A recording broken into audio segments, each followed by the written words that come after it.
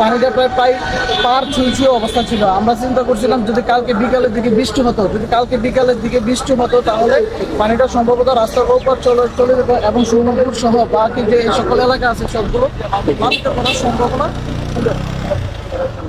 যেহেতু আল্লাহ তাআলার অশেষ রহমতে কালকে সারাদিন কোনো বৃষ্টিপাত হয়নি, যদিও সকালে ঘুরে হালকা বৃষ্টিপাত ছিল।